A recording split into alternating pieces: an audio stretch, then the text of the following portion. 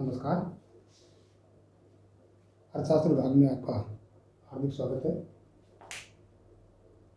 आज हम अध्ययन करेंगे बीए पार्ट थर्ड इकोनॉमिक्स में जो प्रैक्टिकल की फाइल जो बनाते हैं, यानी कि हम जानते हैं पैटर्न का, जैसा आपने फर्स्ट ईयर में भी किया होगा, सेकंड ईयर में भी और थर्ड ईयर में जाने प्रैक्टिकल का एक ही पैटर्न है।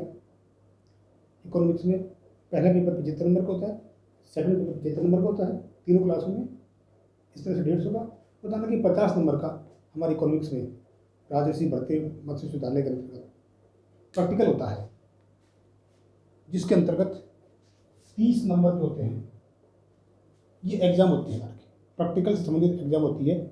जिस दिन आपका प्रैक्टिकल होगा, यूनिवर्सिटी और कॉलेज जो तय करेंगे, आपको डेट दी जाएगी, समाचार पत्र के माध्यम से आपके पास मैसेज पहुँच जाएगा। जिस दिन एग्जाम होगा उस दिन आपकी 30 नंबर का आपका एग्जाम होता है, ठीक है। इसमें 10 नंबर की आपकी फाइल होती है।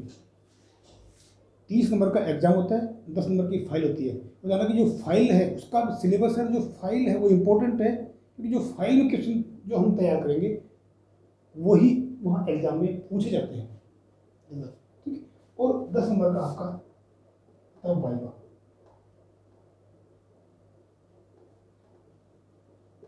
इस तरह से आपके 50 नंबर का प्रैक्टिकल होता है। तो इसमें मैंने कहा फाइल इंपॉर्टेंट है आपकी। फाइल हम कैसे तैयार करें? वैसे तो आपने फर्स्ट में भी तैयार की होगी, सेकंड में भी तैयार की होगी, फिर भी एक मोटा सा हम देख लेते हैं आगे। ये जो कुछ क्वेश्चंस हैं जो मैंने आपके सिलेबस में जो दिया हुआ है, आपके जो प्रैक्टिकल के सिलेबस में दिया हुआ है, यानी कि कोई पेपर हो, आप सिलेबस के अकॉर्डिंग आप तैयार किया करो। चाहे फर्स्ट ईयर हो, चाहे सेकंड ईयर हो, चाहे यूजी क्लास हो, चाहे पीजी क्लास हो, चाहे कोई सा सब्जेक्ट हो, हर एक इंस्टीट्यूट का अपना अपना सिलेबस दिया होता है। मार्केट में जो आप बुक्स पढ़ते हैं, हालांकि हो सकता है वो बुक्स ऑथर ने एक से अधिक यूनिवर्सिटी की एक साथ छापी भी हो, क्योंकि ज़्यादातर यूनिवर्सिटी के सिलेबस एक जैसी है। कुछ चीज़ें कुछ में ज़्यादा है, कुछ में कम है, कुछ में एक्स्ट्रा जोड़ रखी है, कुछ में थोड़ा बहुत माइनर अंतर होता है। इसलिए जो बुक सेलर होता है या जो ऑथर होता है कोशिश करता है कि वो ऐसी किताब लिखे जिसमें एक साथ 2-3 यूनिवर्सिटी का सिलेबस कवर हो जाए। तो इसके लिए आपको यूनिवर्सिटी साइट में RRBMU सिलेबस लिख के आप यूनिवर्सिटी की साइट में जाएंगे तो वहाँ आपको सिलेबस मिल जाएगा। यूजी का देखेंगे या पीजी का देखेंगे, जिस सब्जेक्ट का आप देखना चाहिए, ठीक है। उसके बाद जिस क्लास का, फर्स्ट ईयर का, सेकंड ईयर का, थर्ड ईयर का, तो आपके जो थर्ड ईयर की इकोनॉमिक्स है उसका सिलेबस दे रखा है, उसमें आप जाइए। या आपके पास और कोई सब्जेक्ट हो, ठीक है, उसमें आप जाइए। उस सिलेबस के अकॉर्डिंग आप वो टॉपिक आप डिसाइड करके या उस सिलेबस की आप प्रिंट निकाल के अपने बुक में लगा लीजिए। या ज़्यादातर बहुत सी किताबें ऐसी होती हैं जिनमें सिलेबस दिया होता है, लेकिन एक बार आप उसको मिलान कर लीजिए, एक बार उसको आप मिलान कर लीजिए, है। तो 50 नंबर का जो हमारा प्रैक्टिकल होता है, यानी फाइल जो हम कैसे तैयार करें, या कुछ क्वेश्चन ऐसे हैं जो वो कहाँ से मिलेंगे। कि मैंने कॉलेज में बताया था बच्चों को कि बच्चे कह रहे थे कि साहब हमको पता नहीं पड़ रहा है क्वेश्चन कहाँ मिलेंगे, कैसे तैयार करें, क्योंकि सिलेबस में दे रखा था, इसलिए हम भी इससे हट नहीं सकते लीक से। हो सकता है कुछ क्वेश्चन ऐसे जैसे कोरिलेशन का है, रिग्रेशन का है, जो आपको नहीं मिलेगी किताब में। किस किताब में है इसके बारे में आपको बताऊंगा, लेकिन जो कि मैंने इसलिए लिखा था कि क्वेश्चन कि आपके सिलेबस जो है प्रैक्टिकल का, कि आप जब उस सिलेबस देखोगे बीए पार्ट थर्ड इकोनॉमिक्स का, तो लास्ट में जो आगे नीचे उसमें लिखा प्रैक्टिकल का सिलेबस का, ठीक है, 50 नंबर का होगा। ये टॉपिक उसमें दे रखे हैं, तो उस टॉपिक के आधार पर ये ध्यान रखिए मैंने क्वेश्चन तैयार किए हैं, जो इसका एक सिलेबस है जो यूनिवर्सिटी के द्वारा तय किया हुआ है। तो इसमें क्वेश्चन कहाँ मिलेंगे और कैसे तैयार करेंगे इसके बारे में बता रहा हूँ मैं आपको। मैंने कहा कि मार्केट से हम एक फाइल लाएंगे, ठीक है, जिसमें प्रैक्टिकल वर्क के हिसाब से, जिसमें एक तरफ प्लेन पेपर होगा, यानी कि आपकी मार्केट में इस तरह की फाइल जिसमें एक तरफ या तो प्लेन होता है या ग्राफ होती है। तो ये प्लस टू लेवल पर या बहुत सी जगह भी हम उसको तैयार करते हैं। या आपको हालांकि नहीं मिले तो आप खुद भी बड़ी फाइल लेके पढ़ने लेके आप तैयार कर सकते हैं, कहीं कोई दिक्कत नहीं है।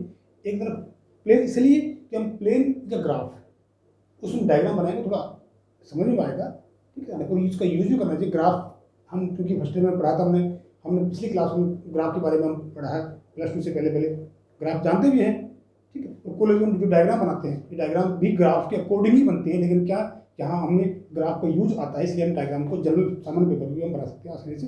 खैर, तो ऐसी फाइल हम लाएँ जिसमें एक तरफ प्लेन पेपर या ग्राफ हो और दूसरी तरफ लाइनिंग हो, ठीक, उसके हिसाब से हम तैयार कर लें। यानी कि आपको नहीं मिले तो आप सिंपल कॉपी में भी या मार्केट से वो लाके फाइल को पेज लाके उसमें आप लिख सकते हैं, कहीं कोई दिक्कत नहीं है। खैर, तो मार्केट से हम लाएं और इन क्वेश्चनों को उस पर तैयार करें जिसमें डायग्राम दे रखा है, उसको डायग्राम के प्लेन पेपर पे ग्राफ को तैयार कर लें, ठीक। और उन डायग्रामों से संबंधित जो वर्णन दे रखा है, तालिका दे रखी है और कुछ चीज़ दे रखी है, तो हम राइट में उसके हिसाब से, अपने हिसाब से उसको हम तैयार कर लें क्वेश्चनों को, इनको हम आसानी से तैयार कर लें। तो ये हमारी फाइल तैयार हो जाएगी। ध्यान रखिए, जो न केवल 10 नंबर की फाइल ध्यान रखिए, क्योंकि जो फाइल बनेगी ध्यान रखिए, इसी में से एग्जाम होगा 30 नंबर का एक तरह से, और इसी में सवाल पूछ जाएंगे। तो कुल मिलाकर ये फाइल 10 नंबर की नहीं, ध्यान रखिए, फाइल उसको जो याद करना है ये पूरा 50 नंबर का है, पूरा प्रैक्टिकल वर्क है एक तरह से, जो 50 नंबर का है। तो इसमें से मैं आपको बताऊंगा कि ये क्वेश्चन जो मैंने लिखे अकॉर्डिंग टू सिलेबस, ये आपको किस किताब में मिलेगा, कैसे हमको लिखना है, ठीक है। पहले क्वेश्चन में लिखा आपको सहसंबंध क्या है, और सहसंबंध क्या है, और कार्ल पियर्सन के सहसंबंध पर एक सवाल तैयार कीजिए। कार्ल पियर्सन के सहसंबंध पर एक सवाल कॉन्ग्रेस, ठीक है। आपके ध्यान रखिए, आपको जो पहला पेपर चलता है समष्टि अर्थशास्त्र, उसमें भी नहीं है। सेकंड पेपर है आपके, इसमें राजस्थान की अर्थव्यवस्था भी है, एनवायरनमेंट का भी है, स्टेट्स का भी है, उसमें नहीं है। तो हालांकि सहसंबंध क्या है, कोरिलेशन जो है, ये आपको एक बुक है लाइब्रेरी में या कहीं भी, सांख्यिकी स्टैटिस्टिक्स के नाम से किताब है, सांख्यिकी मूल तत्व या सांख्यिकी, कैलाश नगर की है, एस पी गुप्ता की आती है, रघुवंशी जी आ रही है, कई किताबें ऐसी हैं जो मार्केट में आपको मिल जाएंगी, या पुस्तकालय में आप लाइब्रेरी में जाइए, ठीक है, और देखिए सांख्यिकी मूल तत्व या स्टैटिस्टिक्स के नाम से किताब मिलेगी। उस किताब में आपको सवाल दे रखा है सहसंबंध का, कोरिलेशन का। उस सहसंबंध के सवाल के अंतर्गत आप उसको अर्थ उसका देख लीजिए, ठीक है। और उसमें सवाल, बहुत सारे सवाल दे रखे हैं, तो उसमें तो पूरा स्टैटिक्स में तो सवाल दे रखे हैं, एक कैसे सहसंबंध याद करते हैं। तो उसमें से एक सवाल आप काल भी सहसंबंध है, एक सवाल हम उसमें से निकाल लेंगे तैयार करके, आसानी से डायग्राम के द्वारा उसको कर लेंगे। यानी काल इसको हम पहले कैसे भी हल करते हैं, कॉल पे पहले अर्थ याद करेंगे, उसमें से अर्थ के बाद उसका डायग्राम सवाल दिया होगा, सवाल को हम टेबल में एक फॉर्मूले के आधार पर, जो कोरिलेशन का फॉर्मूला है, उस फॉर्मूले के आधार पर हम हल करेंगे, फिर उसको हम डायग्राम से दिखाएंगे, डायग्राम से। तो इन तमाम चीज़ों को हम उस किताब से देखकर हम एक क्वेश्चन तैयार कर सकते हैं आसानी से, बढ़िया थी, ठीक है। दूसरा प्रतीपगमन रिग्रेशन। प्रतीपगमन क्या है, प्रतीपगमन रेखाएं दो क्यों होती है, और प्रतीपगमन में एक सवाल हमको याद करना है, ठीक इसी प्रकार से मैंने कहा उसी किताब में, जो स्टैटिस्टिक्स की किताब है, उसी किताब में आपको रिग्रेशन यानी प्रतीपगमन के बारे में आपको मिल जाएगा। प्रतीपगमन किसे कहते हैं, रेखाएं दो क्यों होती हैं, ठीक है।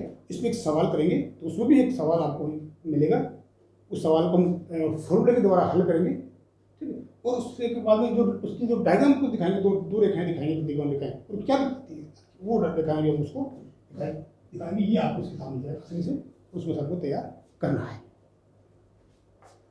तीसरा अंतर्गण, यानी कि ये टॉपिक आप सोच रहे हैं कि टॉपिक मैं इसलिए बता रहा था क्योंकि आपके सिलेबस में है, विश्वविद्यालय द्वारा निर्धारित जो सिलेबस है, उस सिलेबस में आपके प्रैक्टिकल में यही पाठ्यक्रम में यही टॉपिक दिए हुए हैं, ठीक है। हाँ, तीसरा अंतर्गण, इंटरपोलेशन, आपकी उसी किताब में जो मैंने बताया आपको स्टैटिक्स में, उसी किताब में एक चैप्टर है अंतर्गण, आंतरिक मूल्य कैसे क्या करें, कल्पना करें अंतर्गण, ताकि उसमें हम डायग्राम भी दे रखा है, उसमें हम एक ये विधि, विस्तार विधि भी दे रखी है दो तरह की, बहुत इंटरेस्टिंग, बहुत सरल भी है। अगर तो किस प्रकार जैसे हम कोई चीज़ें उत्पादन में याद करें, 1981 से 90 तक का लगातार एक साल का गैप दे दें, तो उस बाकी मूल्यों का आधार पर हम किस प्रकार से याद करते हैं। खैर, तो ये अंतर्गण जो इंटरपोलेशन है, ध्यान रखिए, ये उसी किताब में आपको स्टैटिस्टिक्स किताब मिलेगा आपको, उसमें आप इसका अर्थ देखिए, दो विधि है उसमें, प्रत्यक्ष विचार विधि, इसका एक सवाल इसका देख लीजिए, ठीक है। न्यूटन की प्रकार में अंतर विधि, एक सवाल इसका देख लीजिए, दोनों सवाल हम देख लेंगे उस किताब में से, और हम फाइल में आसानी से तैयार करेंगे, ठीक है।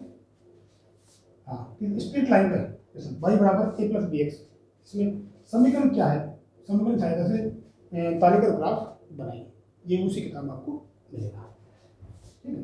और लास्ट में है आर्थिक विषय पर निबंध, जो हम फर्स्ट में लिखा है, सेकंड में लिखा, और हम जानते नहीं हैं किसी आर्थिक विषय पर निबंध लिखिए, या रिपोर्ट, या हम कहें कि कोई एक ऐसा इशू जो करंट इशू हो, इंडियन इकोनॉमी से संबंधित हो, ठीक है, तो गवर्नमेंट की पॉलिसी हो, यानी कि अच्छी सी पॉलिसी आ रही है आजकल देखो पा रही है, ये भी हम लिख सकते हैं। आर्थिक विषय के साथ साथ जो कोई गवर्नमेंट की पॉलिसी है, ये वेलफेयर स्कीम जो है, वेलफेयर स्कीम इनके बारे में लिख सकते हैं। इसके अलावा आर्थिक विषय में हम हमारी बहुत सी चीज़ें ना रखिए, हम विदेश व्यापार में लिख सकते हैं, ठीक है, एम्प्लॉयमेंट में लिख सकते हैं, ठीक है, पॉवर्टी भी लिख सकते हैं, ठीक है, पॉपुलेशन लिख सकते हैं, फॉरेन ट्रेड भी लिख सकते हैं, ठीक है, बहुत सी चीज़ें हैं हम आर्थिक स्थिति की, बेरोजगार भी लिख सकते हैं, गरीब भी लिख सकते हैं।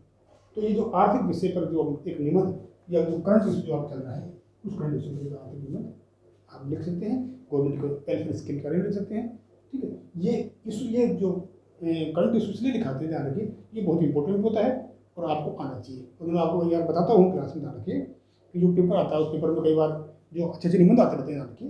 तो आप निबंध जब भी कोई करंट इशू होता है उसमें निबंध आता है तो आप उस निबंध को एक बार पढ़िए, तैयार कीजिए। 2-3 बार पढ़ोगे तो आपको पता पड़ेगा कि निबंध कैसे लिखा जाता है, क्योंकि अभी तक तो हमने जहाँ से बुक से लिखा, याद करके लिख लिया, ठीक।